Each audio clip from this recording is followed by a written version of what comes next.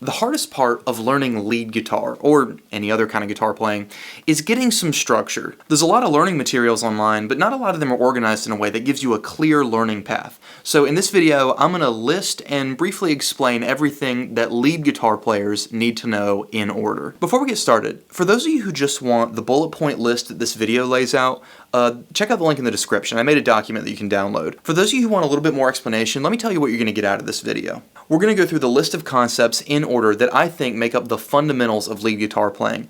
And I'm going to give you just enough explanation to serve as a brief intro to the topic and explain the order of this list. This video isn't meant to be a masterclass in every single one of these topics. It's meant to be an outline that gives you enough structure so you can do deep dives at your own pace. And for the topics in this video that I've already made a deep dive on, those will be linked in the description. Let's get started. Let's start level 1 with the minor pentatonic scale. To play the minor pentatonic scale, take your first finger and put it on the 5th fret of the low E string. Then take your 4th finger and put it on the 8th fret. Then your first finger should go on the 5th fret of the A string next. Then your 3rd finger should go on the 7th fret. On the D string, it'll be 5-7 again. On the G string, 5-7. And then when we get to the B string, it'll be 5-8. And then 5-8 again on the high E string. So the scale in its entirety is this. Now, as some of you might know, that was actually the A minor pentatonic scale, because the first note, which names the whole scale that we played, was the 5th fret on the low E string here, which is A. That's the name of that note. But this scale is actually movable, so we can move it down here to like G, and if G is the first note, this would be the G minor pentatonic scale. We could do it, up here at D, this would be the D minor pentatonic scale. So on and so forth. Like I said, if you want the deep dive, that's available. I want to take the time here to explain why this is the first thing you should learn for lead guitar. You see, lead guitarists are largely concerned with playing things like solos and what we call like lead fills and other non-rhythm, guitar parts. And the way that I think about it, when I think about what a lead guitarist does, I think that a lead guitarist is in charge of the melody part of the guitar playing in the band. This is in contrast to the rhythm guitarist, which is in charge of the harmony part of the guitar playing in the band. And if you don't know what I mean by melodic or melody, melody is just the sequence of single notes that create like a recognizable tune. This is in contrast to harmony, which is not a sequence of notes, but rather a bunch of notes that are played together, chords, that support the melody. The main tool that the rhythm guitarist will use to steward the harmony is going to be chords. Whereas with the lead guitarist, the main tool you'll use to steward the melody is going to be scales. That's why we start with scales. Scales allow us to play sequences of individual notes. And the number 1 scale you should learn is the minor pentatonic scale. What about the second scale you should learn? In level 2, you should learn the major pentatonic scale. We'll start where we left off with the minor pentatonic scale, and you'll know what I mean by that in a second. You're going to take your 2nd finger and put it on the 8th fret of the low E string. Then your 4th finger is going to go on the 10th fret.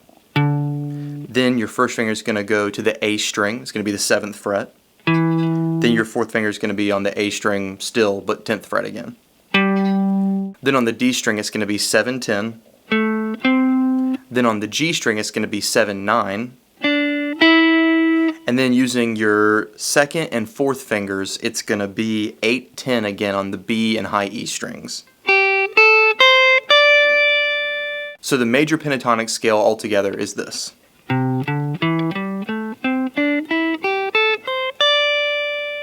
Alright, so the major pentatonic scale isn't Guitar 101, but it is like Guitar 201. It's still a foundational concept, but it does build on the minor pentatonic scale. And what I mean by that is that it sort of like extends the minor pentatonic scale. It clicks into it. Let me show you. So as you remember with the minor pentatonic scale, we name the scale after the first note that we play. So like if we start on A, this is going to be the A minor pentatonic scale. The same principle applies to the major pentatonic scale. We can move it all over the place, and we just have to name it after the first note. So if we start like here, for example, on C, this is going to be the C major pentatonic scale. But like I said, what makes the major pentatonic scale useful is the fact that it extends the minor pentatonic scale. So the way that works is if you break it down and you look at the notes, and we'll just stay with our example, the A minor pentatonic scale here. if you just break down the notes, you'll notice that the second note on each string, what you might call like the top notes for the minor pentatonic scale, that would be like right here, right here, right here, here, here, and here. These notes are actually the bottom notes, or the first note on each string, of the major pentatonic scale. So you can see that there's some overlap. These scales sort of click together. And when you're actually playing, taking a solo, in the case of lead guitar, you can shift in between the scales, you can go from one to the other, it really doesn't matter. I could be here in the minor pentatonic. I could shift into the major. I could be here in the major pentatonic. I can shift down to the minor. It doesn't matter. You can do whatever you want. Those scales, you can pretty much just treat them as one scale. And I just want to emphasize that they will always move together. It'll never be the case that you have like your minor pentatonic scale down here at like, I don't know, say like F. And your major pentatonic scale is up here at like E flat. Just remember that the top notes of the minor pentatonic are always going to be the bottom notes of the major pentatonic, and that those two move together, and you'll be good to go. Like I said, I know that might be a little confusing. We are going through this quickly, but again, this is, the outline, and if you want all the detail, that video is linked. But anyway, that's the first two levels, the minor pentatonic scale and the major pentatonic scale. Let's move on to something that's essential for lead guitar, but that is not scales, and that is learning rhythm guitar. Now, we're not going to spend too much time on this level because I'm not going to try to explain all of rhythm guitar. I'm just going to tell you that I have a whole video just like this one, but for rhythm guitar. The reason that lead guitarists should learn rhythm guitar is because, number one, in the real world, you are often also the rhythm guitarist. You're just taking a lead solo or playing some lead fill sometimes. It's been said that like lead guitar is the Saturday night of guitar playing, and you work all week on rhythm guitar to earn your short little Saturday night. So that's one reason you should learn rhythm guitar, to be a good lead guitar player. The other reason is because if you're going to be really talented, you need to have a sense of rhythm. You need to know how chords work, how they function. That goes without saying. Moving on. Level 4. I want you to start working on the basics of improv. And by that, I mean improvising. You're making up on the spot a guitar solo. Now, improvising is a huge subject, but if you want the world's best crash course, you're not going to believe what's linked in the description. But even with improv being a huge subject, I think it can be broken down into a couple of basic steps. And to spoil that video for you, the basics of improv are, number one, learn some scales. All right? Guess what we did already? You're welcome. Step 2 is learn other guitar players' solos. This is to kind of just build up your lick vocabulary, give you some cool stuff to play, and kind of like build your style a little bit. And then number 3 is learn to play the melody, like the singer's melody, for whatever song you're trying to solo over. This will help you match the style of the song when you're soloing. And before we move on, I'm not saying you have to master improv before you go on to level 5. A lot of people, including myself, consider improv like the pinnacle of guitar playing, so there's no way you're going to master it before you get to all the other stuff. I just think at this point on the list, with your scale vocabulary and your rhythm chops, now you're ready to start kind of diving into it. Alright, in level 5, go ahead and learn alternate picking. On the surface, alternate picking is pretty much as simple as it sounds. It's just picking down and up instead of just down, which is the tendency for a lot of beginners. But when you get into it, it's a little more complex. The real advantage of alternate picking is you can get a lot more efficient with your picking technique, and therefore a lot faster. So normally where you would just be doing all down picks, it would be, down, down, down, down, down, down, down, down, and so on. You kind of have to reset every time. If you look really closely at my hand, you'll notice that like I'm going down, and then I kind of have to like do this a little bit of up motion to reset for the next down pick. Down, down, down, down, and so on. Instead of just resetting, if I use that up motion as a pick itself, then I can get twice as fast. So instead of down, reset, down, it's going to be down, up, down, up, down, up, down, up. But anyway, that's the basics of alternate picking. You got to know that if you're going to be a competent lead guitar player who can consistently melt faces. Okay, so at this point in the lead guitar roadmap, we've covered some basic scales, we've covered some right hand techniques, some creative stuff, the basic improv, some rhythm stuff. I want to be transparent that the next 3 levels are just going to be building your scale vocabulary. It's just going to be me giving you a bunch of scales to learn.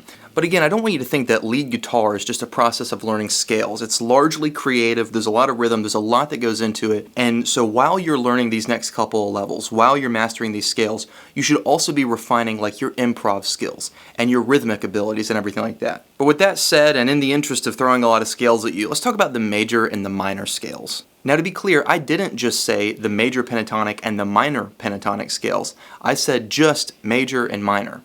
Let's talk about that. You see, the pentatonic scales that we love so much are made up of 5 notes. That's what that root pent, which means 5, is indicating, is that the scale is made up of 5 notes. And I know that's confusing because you're probably thinking like, nuh-uh, because the pentatonic scales have 2 notes per every string for 6 strings. That's a total of 12 notes, buddy. But that's not really how it works. There's only 5 notes, and then we just repeat them to be able to play them across all 6 strings. Let me show you really quick. So there's only 5 notes in the minor pentatonic scale. 1, 2, 3, 4, 5. And then when I get to this note, this is actually just the same note as this one.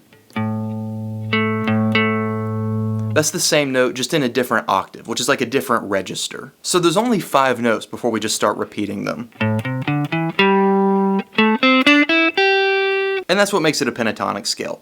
A diatonic scale is different. That's a scale that has 7 notes. That's what the major and minor scales are. They're diatonic scales. And it's just a weird quirk of music that if we don't say pentatonic or any other like descriptor of the scale, we just assume it to be diatonic. And these 2 diatonic scales are almost the same as the pentatonic scales we know already. We're just adding 2 notes. Let me show you. Here's the minor pentatonic scale. And here's the minor diatonic scale. Same thing with major. Here's the major pentatonic scale. Here's the major diatonic scale.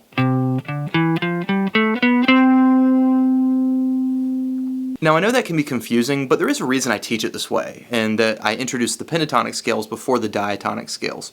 You see, the diatonic scales, like I said, they have those 2 extra notes, and the pentatonic scales strip those out because they're kind of the least important notes. And so if you're just getting started with lead guitar, for example, and you want to start trying to take a solo or just play like a lead part or something, you'll just have the 5 best sounding notes if you learn the pentatonic scale first. But if you want to learn like the full version of the scale, that is the diatonic scale. Anyway, that's the explanation of the major and the minor scale. I'm going to run through them across all 6 strings really quick, but again, links. Here's the minor scale.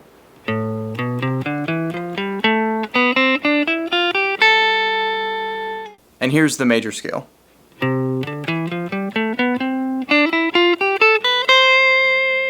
Okay, so in the previous level we talked about some diatonic scales. Let's switch back to talking about the pentatonic scales for a second.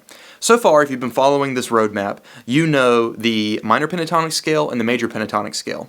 The truth is, those are only 2 out of 5 total pentatonic scale shapes that actually stretch across the entire fretboard, which is useful if you're trying to take a solo and melt faces across the whole neck. Let's start off by recapping the 2 pentatonic scale shapes you already know, the minor and the major, and then I'll show you the 3 new ones. Here's the minor pentatonic scale, which is also known as position 1. Here's the major pentatonic scale, which is also known as position 2. Now we're getting into the territory of new shapes that you don't yet know. I'll play through them slowly, but if you want absolute clarity on which notes I'm playing, I'll throw some charts on the screen. Here's position 3. And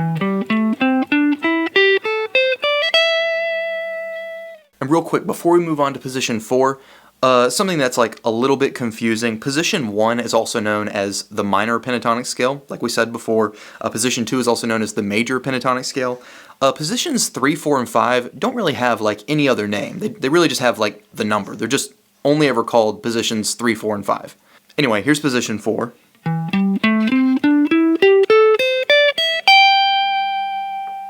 And way up here at the top of the fretboard is position 5.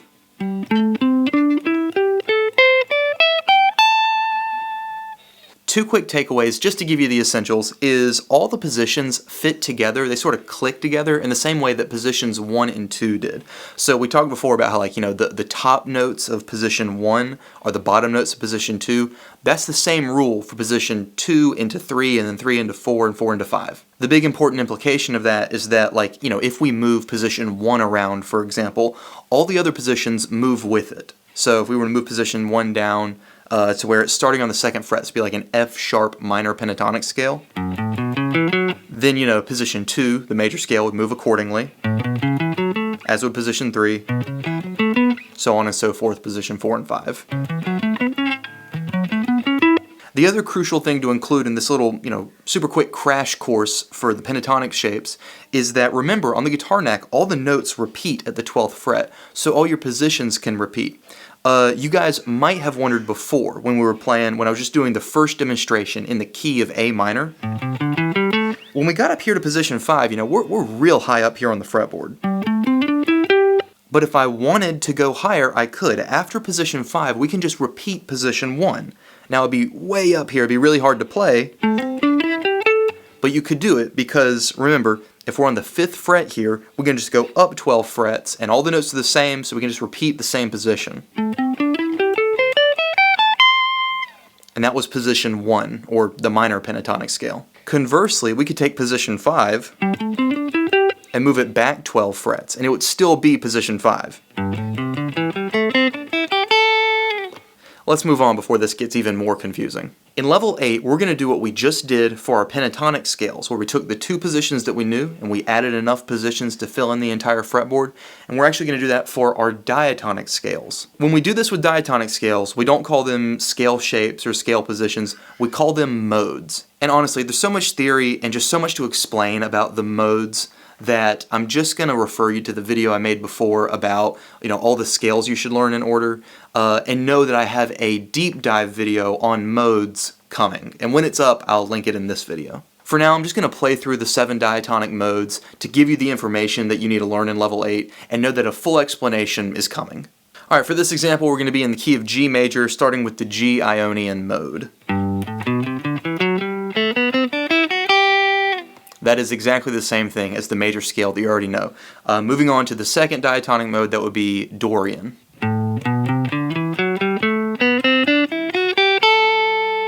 Mode 3 is called the Phrygian mode.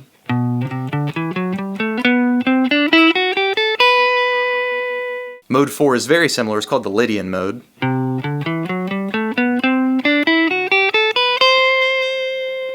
Next mode is the Mixolydian mode.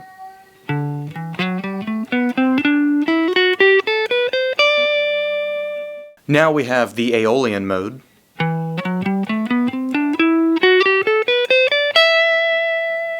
That's just the minor scale, by the way. And now we have the 7th mode, which is the weirdest one. This is called the Locrian mode. And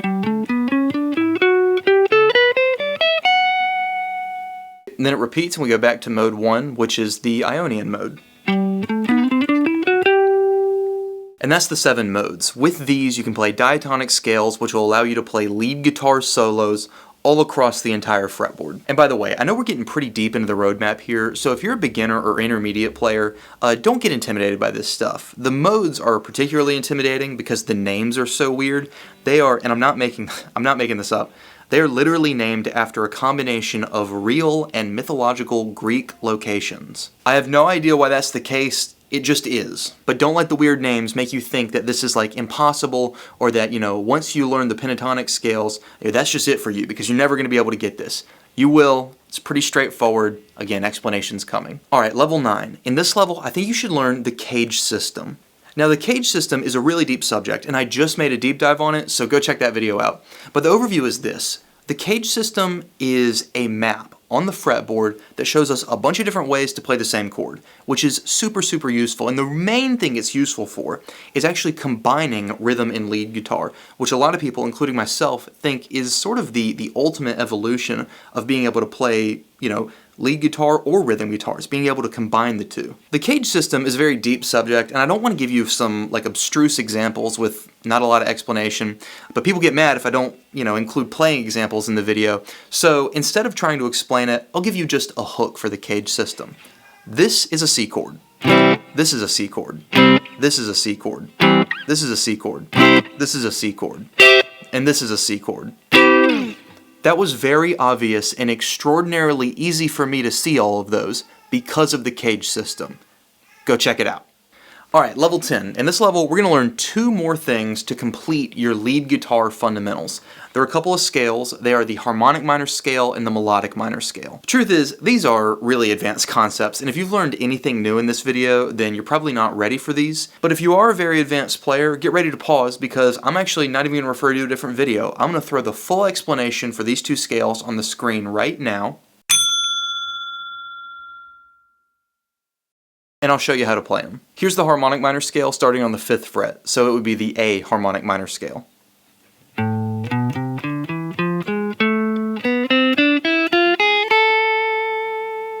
And here's the melodic minor scale. This one's really weird because it's different going up than it is coming down.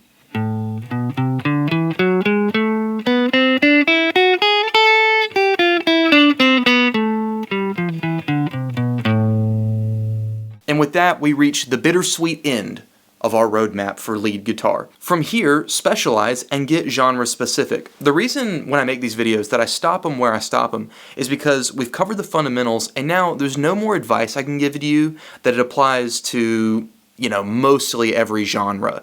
From here, if I were to keep giving you advice, it would have to get genre specific to progress. So that's what you should do at this point. Maybe if you're into jazz, you check out some exotic stuff. Maybe if you're into funk, you get more into harmony or whatever. Again, if you want this full written list along with all the scale charts and all the goodies and everything, check out that link in the description. And as always, thank you for watching.